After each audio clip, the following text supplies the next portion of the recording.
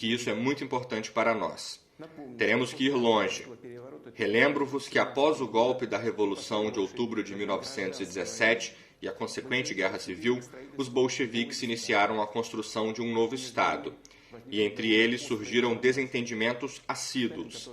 Stalin, que em 1922 conciliou os cargos de secretário-geral do Comitê Central do Partido Comunista da União Soviética e comissário do povo para questões de nacionalidade, propôs a construção nos princípios da autonomização, ou seja, deu às repúblicas da União Administrativa Territorial futura grande empoderamento ao entrarem para o Estado Unido.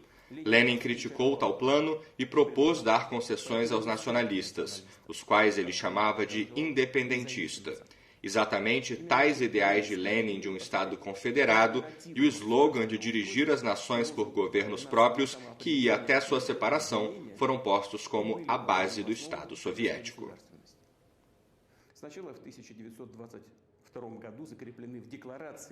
Inicialmente, em 1922, isto foi estabelecido na Declaração da Formação da União Soviética e depois da morte de Lenin e na Constituição da União Soviética de 1924. Só aqui surgem diversas questões. A primeira delas é a principal. Por que tiveram que satisfazer por arbitrariedade quaisquer e em ascensão sem limites as ambições nacionalistas nos arredores de um ex-império? Dar a unidades administrativas reformuladas e frequentemente feitas de forma aleatória uniões republicanas, territórios enormes que frequentemente não tinham com tais uniões nenhuma ligação. Repito, repassar junto com os habitantes da Rússia histórica. Além disso, de fato, deram a tais unidades administrativas o status e a forma de formações de Estado-nação. Novamente eu pergunto, para que tiveram que dar tais presentes generosos, os quais nem os nacionalistas mais fervorosos antes nem almejavam, e, além disso, conceder repúblicas pelo direito de sair do Estado Unido sem quaisquer condições.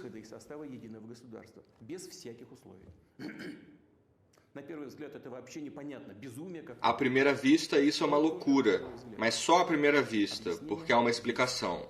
Depois da Revolução, a principal tarefa dos bolcheviques era se manter no poder a qualquer custo. Por isso que eles seguiram tudo, as condições humilhantes da paz de Brest, quando a Alemanha Imperial e seus aliados estavam em uma situação militar e econômica difícil, e o resultado da Primeira Guerra Mundial foi inevitável.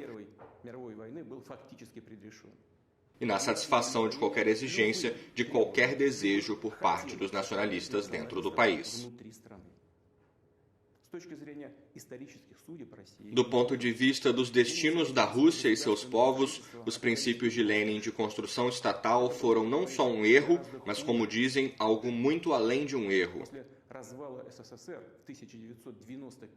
Após a dissolução da União Soviética em 1991, isso ficou muito visível. Obviamente que não se pode mudar o passado, mas devemos pelo menos falar sobre ele de forma direta e franca, sem justificativas e pinceladas políticas.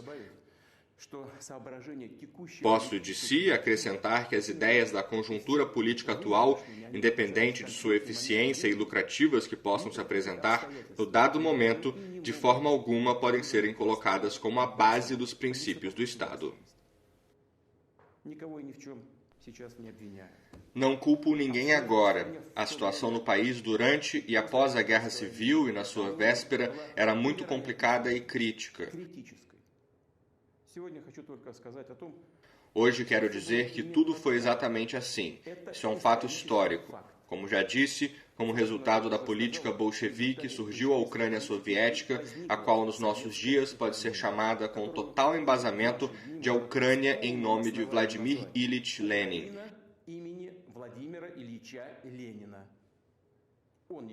Ele foi seu autor e arquiteto.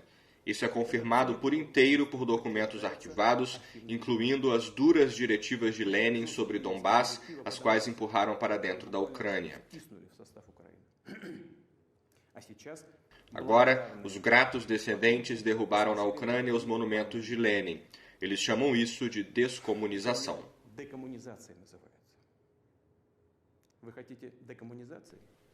Vocês querem a descomunização?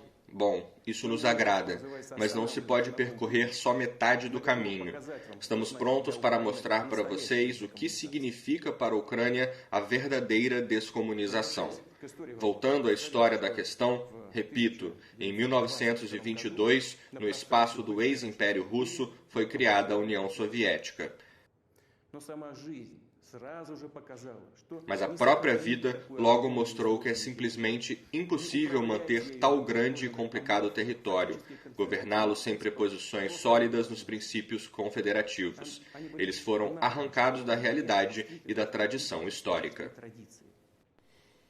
Assim, tanto o terror vermelho como a rápida passagem para a ditadura de Stalin, o senhorio da ideologia comunista e o monopólio do Partido Comunista do poder, a nacionalização e o sistema planificado da agricultura popular, tudo isso na prática transformou em uma simples declaração e formalidade os princípios não funcionais da estrutura estatal.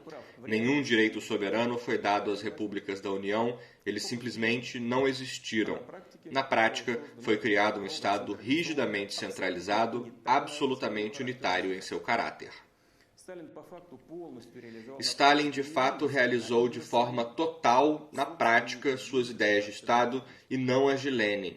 Mas mudanças correspondentes nos documentos de formação dos sistemas e na Constituição ele não introduziu. Os princípios de Lenin proclamados na construção da União Soviética ele formalmente não reviu. Sim, a julgar por tudo, não houve a necessidade nas condições de um regime totalitário e tudo funcionava. Por fora, parecia tudo muito bonito, atraente e até mesmo além de democrático. Mas foi tudo uma pena. O fato de que as fantasias utópicas e impecáveis, mas totalmente destrutíveis para qualquer país normal, inspiradas na Revolução, não foram removidas formalmente das bases jurídicas nas quais foi construído nosso Estado. Sobre o futuro, como era de costume ocorrer, antes ninguém pensou. Os líderes do Partido Comunista parecem que estavam seguros de que eles conseguiram criar um sistema de governo resistente e que, à custa de sua política, conseguiram finalmente resolver a questão nacional. Mas a falsificação, mudança de entendimento, manipulação da consciência comum e engano saem muito caro. O veneno das ambições nacionais não sumiu, mas desde o início, a bomba implantada que implodia a imunidade estatal contra a praga do nacionalismo só esperava sua hora. Tal bomba, repito, foi o direito de sair da União Soviética. Na metade dos anos 80, tendo como fundo os problemas socioeconômicos da óbvia crise da economia planificada, a questão nacional se acentuou ainda mais, cujo sentido não foram a espera e as aspirações não realizadas dos povos da União Soviética, mas, antes de tudo, os apetites crescentes das elites sociais.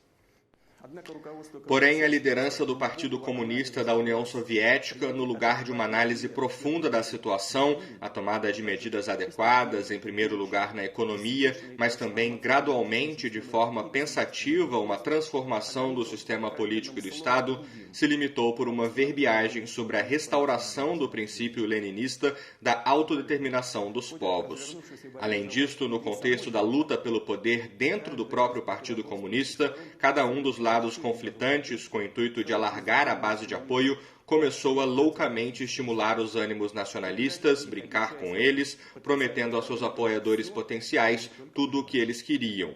No fundo da tagarelice superficial e populista sobre a democracia e um futuro brilhante, construído seja na economia de mercado ou planificada, mas nas condições do real empobrecimento das pessoas e a total escassez de produtos, ninguém das autoridades não pensou sobre as consequências trágicas e inevitáveis para o país.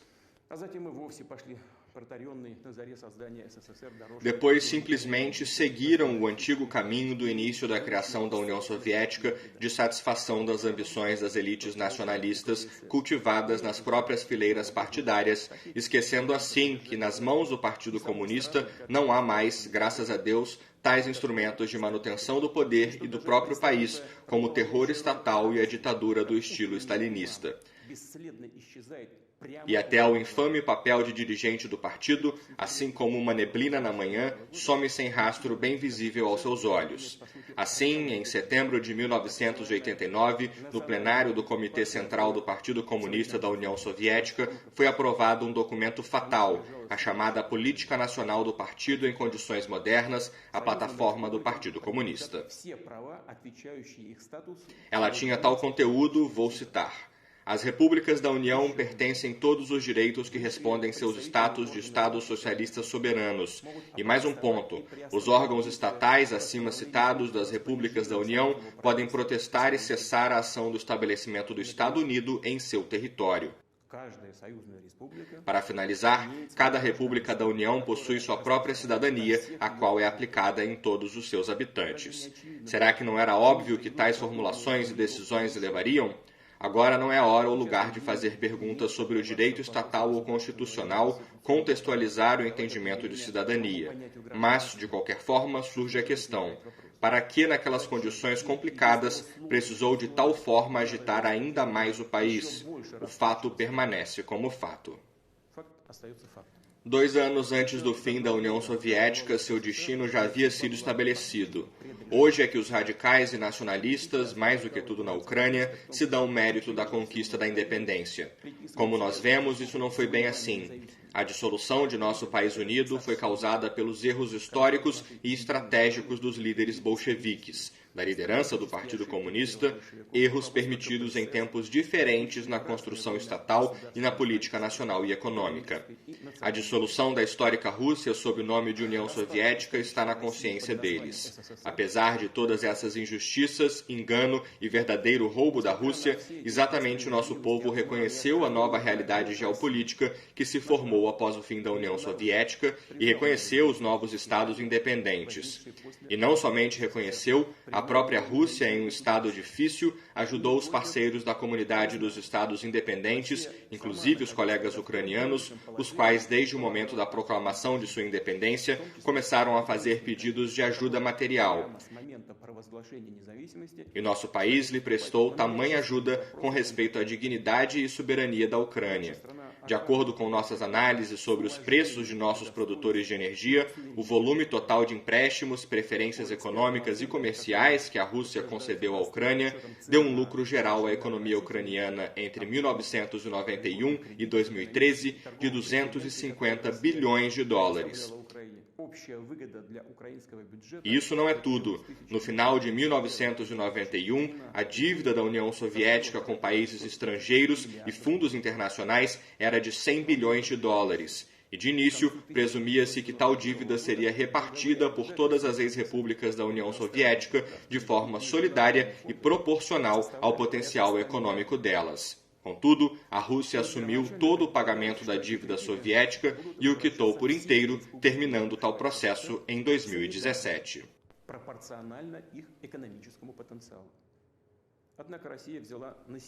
Em troca, os estados independentes deveriam negar suas partes nos ativos soviéticos no exterior e os acordos correspondentes foram firmados com a Ucrânia em dezembro de 1994.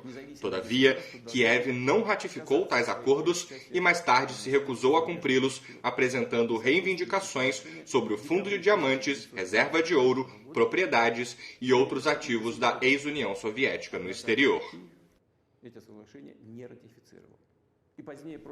Apesar dos problemas conhecidos, a Rússia sempre cooperou com a Ucrânia de forma aberta, sincera e, repito, com respeito aos seus interesses, e nossas ligações se desenvolveram nas mais diferentes áreas. Assim, em 2011, o comércio bilateral passou dos 50 bilhões de dólares.